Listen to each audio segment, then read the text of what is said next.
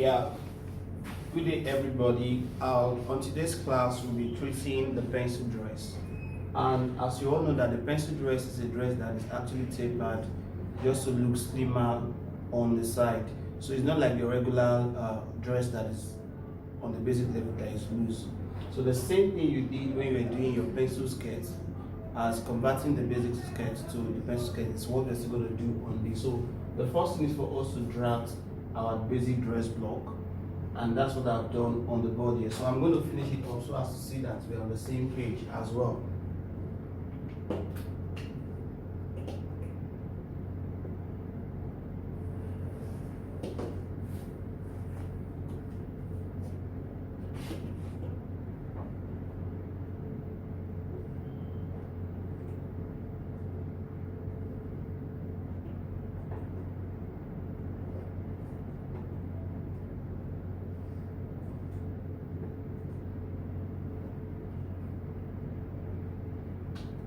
Now, since you are doing a dress, it's important for you to understand that you should extend the dress length to your desired dress length.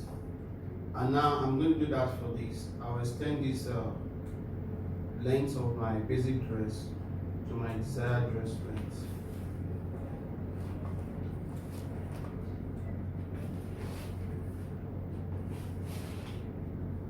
So I'll extend this center back, assuming that this is the full length of my dress.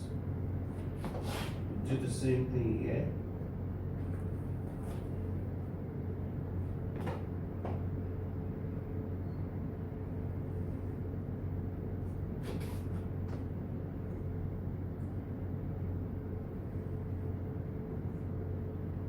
So now, as part of your dress, pencil dress for the week, one of the components is that you are doing a scoop neckline.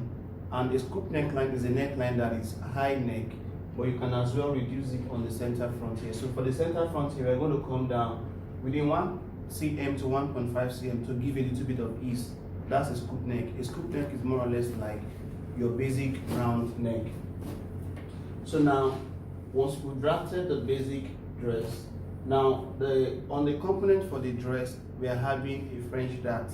So have in mind that with the picture that I'm having on the board here, there will be a waist seam on your dress pattern, in the sense that because of the French dart is different, so we can't do a French dart on this block together because of our level from now. But if by the time we go to level up from our basic level, we'll be able to do the complex form of the French dart with the dress block at once. But for the sake of our class now, we're going to separate the upper part of the bodies from the lower parts. Now to do that, we need to transfer the shoulder dart to a French dart. Now how do you achieve your French dart? To achieve the French dart is a dart that comes from the side waist line and pointing towards your point X. Have in mind that the 2 cm you came down from your bust line on the pattern is like your point, which is more or less like the apex part of the bust. So now, if you're not converting this shoulder dart, transferring it to the French dart, then have in mind that you need to close these darts. I'm still going to show you all of these before the sewing process. So I'm closing these darts. So when you close it, you are transferring it to this point. All you need to do is that determine the position where you want to transfer the dart to. So since we are transferring to the side waist, which is the French dart, then you point the direction at which you want the dart to be, which is this.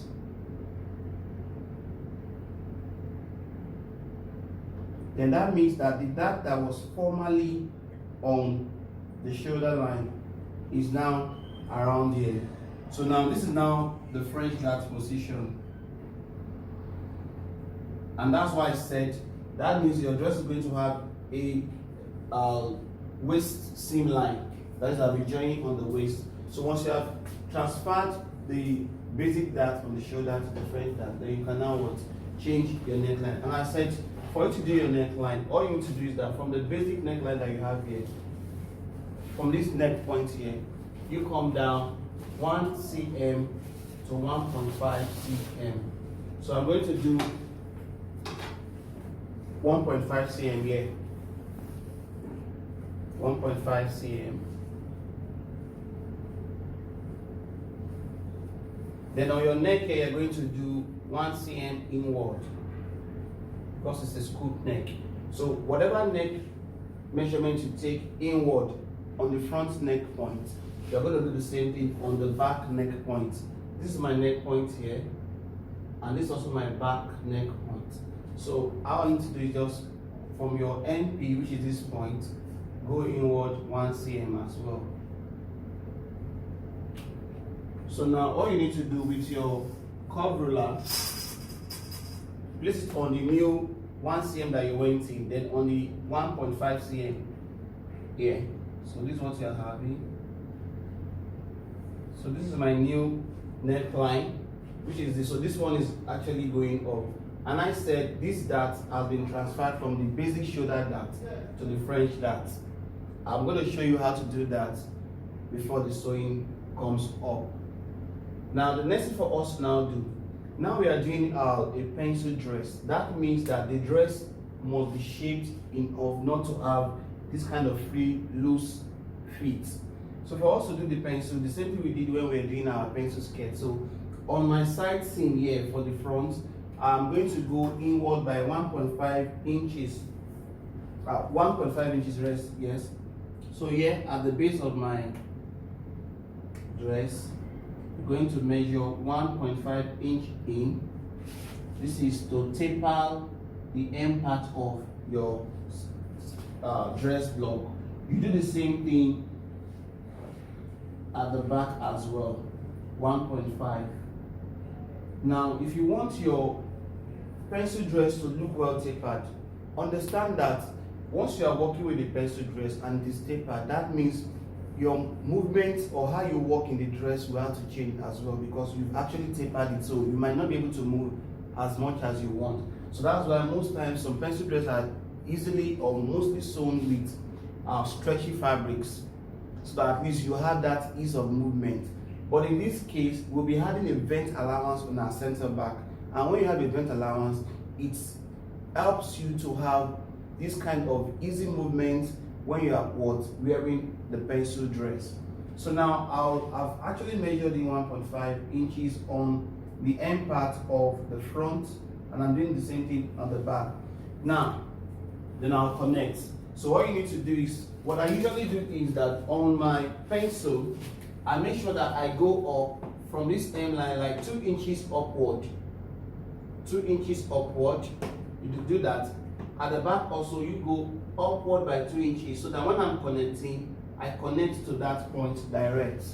So I'll come to this part of my hip line. Don't forget that this board is not as long as I wanted it, so that's why it's looking as if my pattern is looking too close. So I'll come here. Assume that this is my upper hip, so I'll connect from here.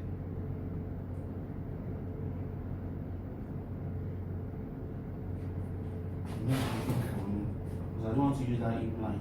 So assume that point is my hip line. When you are connecting yours, you connect yours from the hip line.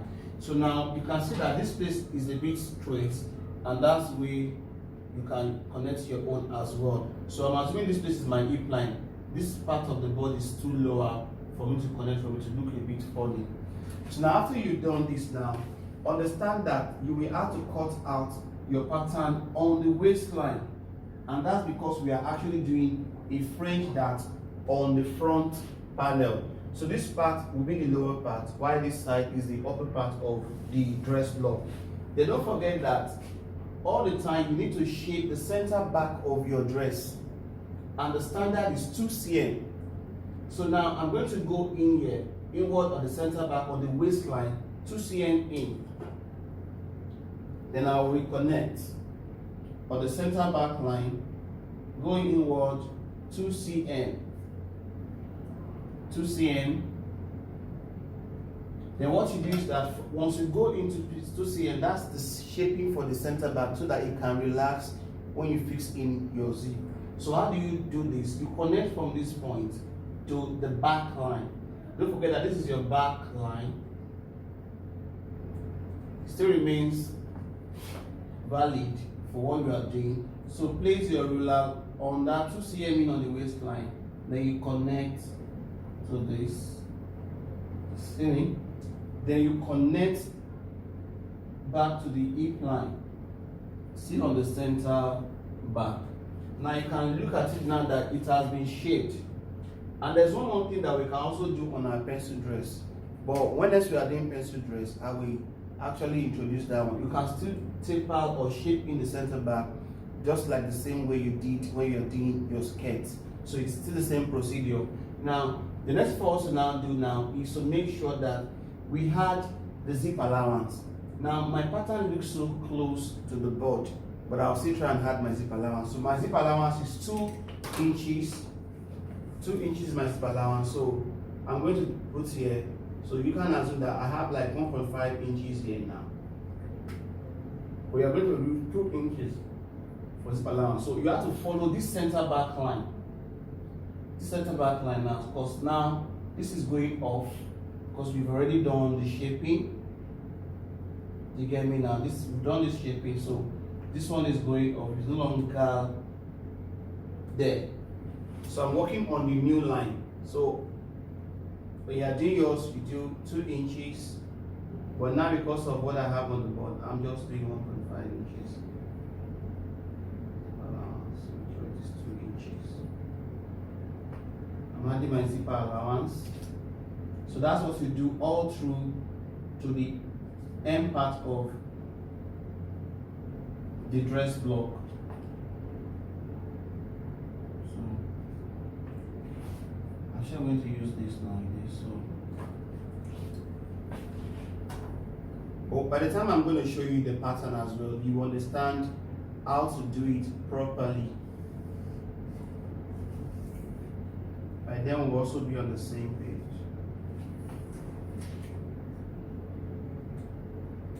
I'm connecting.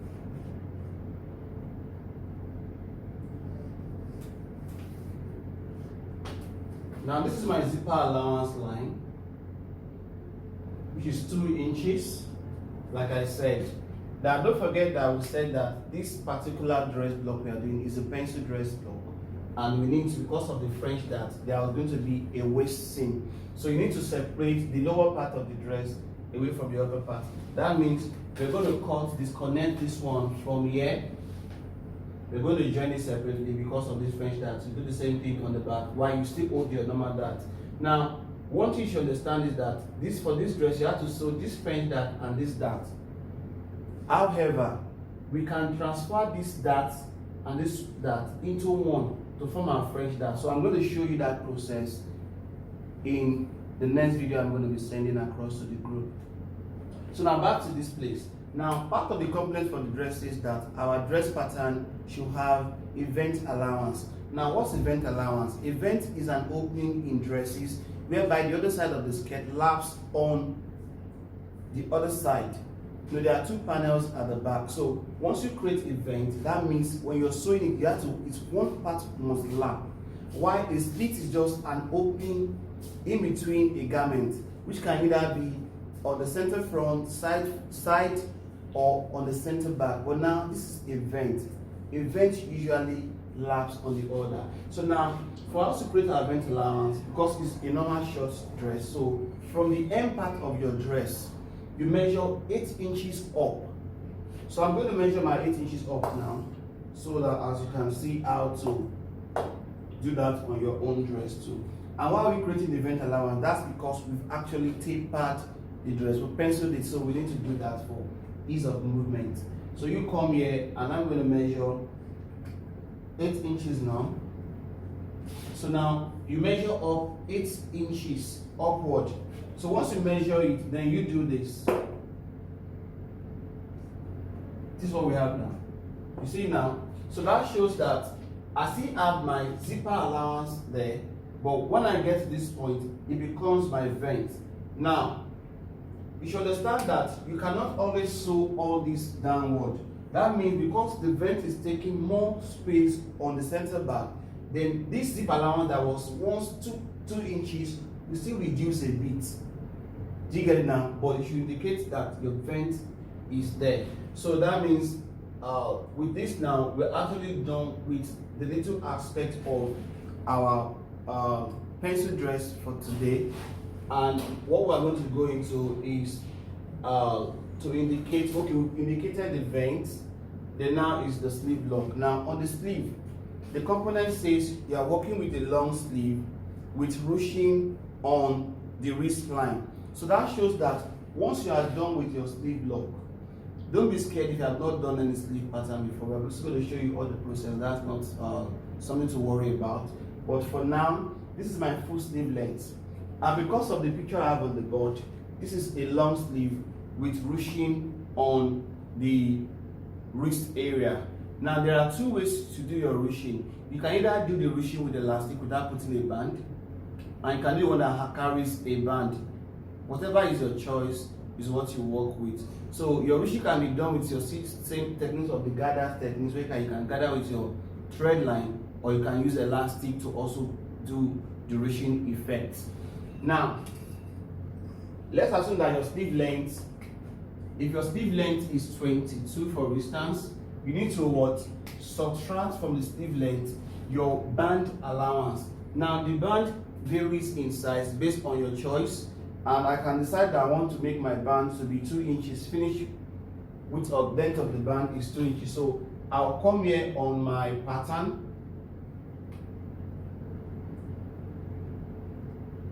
and you separate out the 2 inches. Separate it. So once you roll out the 2 inches, that means that this part is no longer there. So it's going to be cut off. You will replace it back with a band. So now, how do you capture this part? Since the sleeve is going to stop on your wrist and you are completing with the band, that means that you need to also measure your wrist round. And when you are measuring the wrist round, ensure to make sure that there is enough ease allowance around the ease. If you measure your wrist round, now my wrist round here is 17.5 inches. So if I cut the band exact, that means I won't be able to wear the sleeve no matter how good looking the finishing of the sleeve is. So you need to create it in a way that is wearable. Now, and look at what I'm going to do. Now, you can fold your hand this way and check out if it's going to, you can actually go in and out. Now, I have 24.5. That means from 17.5 towards 24.5, that is the number of ease I've been able to create for me to easily wear my sleeve. So that is just the difference. And don't forget that the sleeve we have on the board has this fullness. And how do you create your fullness? That means on this sleeve block, after I've removed what I don't want away, now I'm going to clean it so that you can see that it's no longer included in my pattern anymore. So I'm cutting this one off. So now I'm left with this. So that means that this one I'm going to divide it into multiple numbers as much as I want it to be. So I'm still dividing, just like the same way you did your slash and spread when you were doing your skirt. That's the same thing that we're doing here. And I'm sure. So I have like 1, 2, 3, 4, 5, 6, 7, 8. I have like 8 lines to slash open. So once I slash open, I'll be able to create more fullness for this place, because if you work with this little space here on the sleeve, you won't have that ruching effect around the end part of your wrist. So for us to get enough thing to volume, we need to slash this place open, then increase. So by that time, your sleeve will look this way. It will look this way because of the opening that you have engaged. So you'll be seeing those openings. The opening should have created, and also see this one as to show us that this is what we have now. So that means the volume of the sleeve at the end part has increased, and by the time you are done sewing, you will actually ruch it together. Like the effect of the pulling of the thread to create that effect is what is called the ruching. So, and I think that's where we are going to end it on today's class on the pencil dress And if there's any other questions as regarding this pattern routing that we did, then you're free to always ask the question on the platform that we created for the freshers class. So do have a nice day as we come together to have a nice time on how to do this pattern and the sewing. So this is just coming live to you wherever you have from the GMIT online extension of the academic course. So have a nice day. See you.